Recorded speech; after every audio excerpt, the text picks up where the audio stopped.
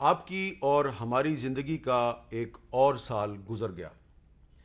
سال 2020 ہماری زندگی کے مشکل ترین سالوں میں سے ایک تھا، اور اس سال کرونا وائرس کی وبا کے باعث دنیا بھر میں اور پاکستان میں ہزاروں کی تعداد میں لوگ اس وائرس کا شکار ہوئے۔ اس میں آپ کے عزیز دوست رشتہ دار بھی ہوں گے، اور کچھ اہم شخصیات بھی اس دنیا سے چلی گئیں۔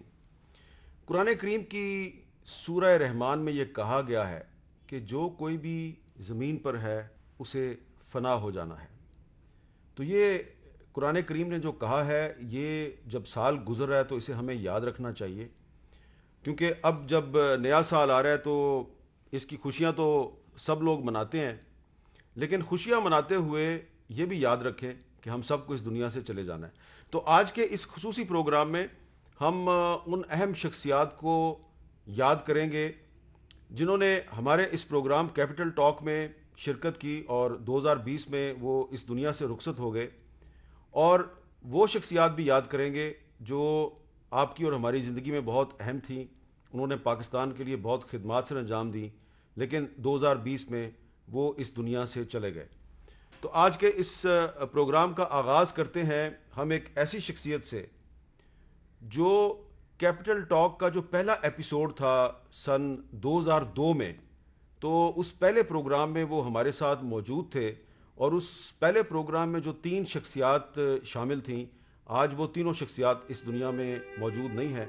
تو سب سے پہلے ہم یاد کریں گے سابق وزیر اعظم جناب ظفر اللہ جمالی کو، جو کیپٹل ٹاک کا جو پہلا پروگرام تھا 2002 اس میں بھی شریک تھے۔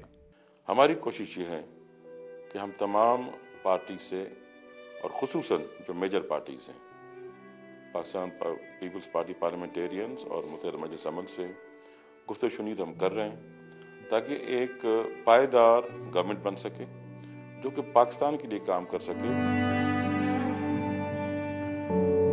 سال 2020 میں جو شخصیات ہم سے جدا ہوئیں، ان میں نیشنل پارٹی کے رہنما سینیٹر حاصل بزنجو بھی بڑے اہم ہیں۔ حاصل بزنجو صاحب نے کینسر کے خلاف ایک طویل جنگ لڑی، اور زندگی کے آخری لمحات تک وہ پاکستان میں جمہوریت اور آئین اور قانون کی بالادستی کی جنگ بھی لڑتے رہے۔ اور ہمارے اس پروگرام میں وہ جب بھی آتے تھے تو وہ یہ بات ضرور کرتے تھے کہ ہمیں اس ملک میں آئین اور قانون کی بالادستی کو قائم کرنا ہے، اور اس کے لیے ہمیں آپس میں ایک ڈائلاگ بھی کرنا چاہیے۔ پولیٹیکل کنفلکٹس ہیں انسٹیٹیوشنز کے درمیان، وہ بھی اگر آپ چاہیں تو وے آؤٹ آپ دے سکتے ہیں، ایک گرینڈ نیشنل ڈائلاگ شروع کر سکتے ہیں، اس پہ بات چیت ہو سکتی ہے۔ اینڈ ہوپلی اگر میں الیکٹ ہو گیا تو آئی ول گو آن دس سائڈ۔ آپ ایک گرینڈ نیشنل ڈائلاگ کی بات کریں گے۔ تو یہ گرینڈ نیشنل ڈائلاگ کس کے درمیان ہوگا؟ سر، جتنے ہمارے اسٹیک ہولڈر ہیں، چاہے وہ آپ کا فوج ہو، پارلیمنٹ ہو، جوڈیشری ہو، بیوروکریسی ہو، کسی طرح ان حکمرانوں کے ہوش کے ناخن نہیں۔ حکمران تو آپ خود ہیں۔ ہم حکمران نہیں ہیں، ہمارے پاس حکومت ہے، حکمران نہیں ہے۔ یعنی کہ آپ کے پاس اقتدار ہے، آپ کے پاس اختیار نہیں ہے۔ اختیار ہوتا تو یہ بچیاں یہاں نہیں بیٹھتی۔ فخر الدین جی ابراہیم، سپریم کورٹ کے ایک سابق جج، ہمیشہ مشکل وقت میں سچ بولتے تھے، اور سچ کے لیے ہمیشہ کھڑے ہو جاتے تھے، سٹینڈ لیتے تھے، اور جنرل ضیاء الحق کے دور میں انہوں نے پی سی او پہ حلف لینے سے بھی انکار کیا، اور اس کے بعد ان کی تمام زندگی جو ہے وہ جمہوریت، آئین اور قانون کی جنگ لڑتے ہوئے گزری، اور زندگی کے آخری دنوں میں وہ الیکشن کمیشن آف پاکستان کے سربراہ بنے، اور اس کے بعد وہ کچھ عرصہ کے لیے خاموش ہو گئے، لیکن الیکشن کمیشن کے سربراہ بننے سے پہلے ریگولرلی ہمارے پروگرام میں وہ حق گوئی کی روایت کو قائم رکھتے تھے۔ We want an independent election commission، بہت ضروری ہے۔ وہ الیکٹورل رول صحیح ہونا چاہیے، بالکل ضروری ہے۔ الیکٹرانک ووٹنگ ہونا چاہیے، بالکل صحیح ہے۔ اور میاں سب سے زیادہ معاف کرنا بھائی فخر الدین، تو گھر میں مت بیٹھنا ووٹنگ ڈے پہ، سالے تو بھی جا کے ووٹ کرنا۔ ایک تو ہم ووٹ کرنے نہیں جاتے اور پھر کمپلین بھی کرتے ہیں ماشاءاللہ۔ آپ کو سپریم کورٹ کا ججمنٹ ماننا بہت لازمی ہے۔ ارے بھائی، اگر ہر وقت میں یہ کہوں کہ میں ججمنٹ نہیں مانتا تو بات ہی ختم۔ where law ends, anarchy begins.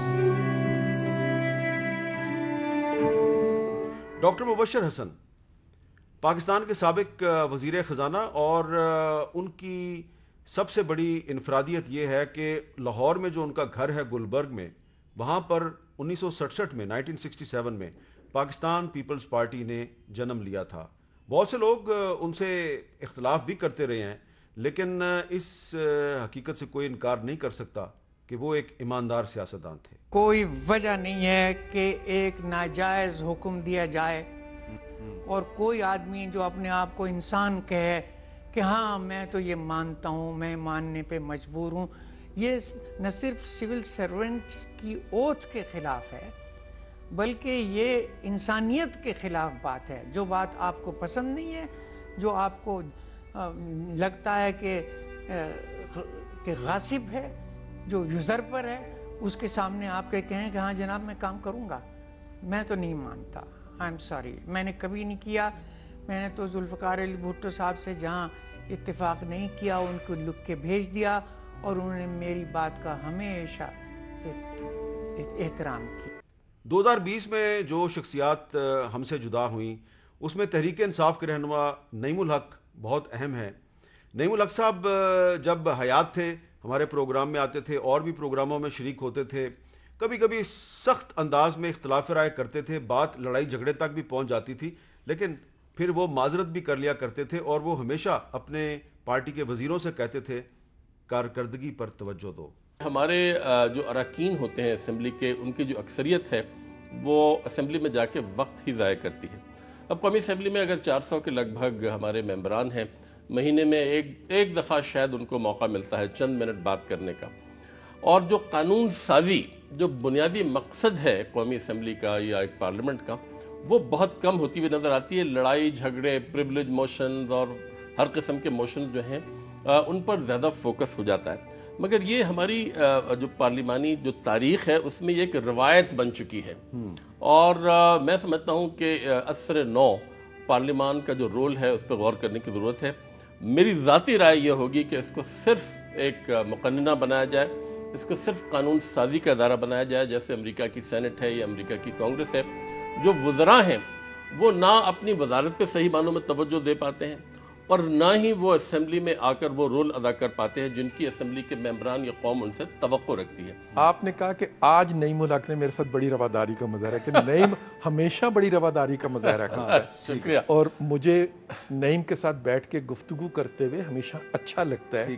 میں اور نعیم اور پوری پاکستان کی قوم زبردست ہے جو آج یہاں پہ نہیں موجود، ہم سب بالکل جو ہمارے چیلنجز ہیں پاکستان کے، ان چیلنجز کے لیے ہم سب بالکل ایک ہیں. جماعت اسلامی کے سابق امیر سید منور حسن بھی 2020 میں ہم سے جدا ہوئے، اور انہوں نے بھی حق گوئی کی روایت کو تمام زندگی قائم رکھا. پہلا موقع ہے کہ بینچ اور بار متحد ہو گئے. پہلا موقع ہے کہ سول سوسائٹی اور اپوزیشن پارٹیز متحد ہو گئے. اور پہلا موقع ہے کہ میڈیا بھی اس کے ساتھ آ گیا. اسی لیے تو میڈیا کو مار پڑی ہے کہ تم سچ کیوں بولتے ہو.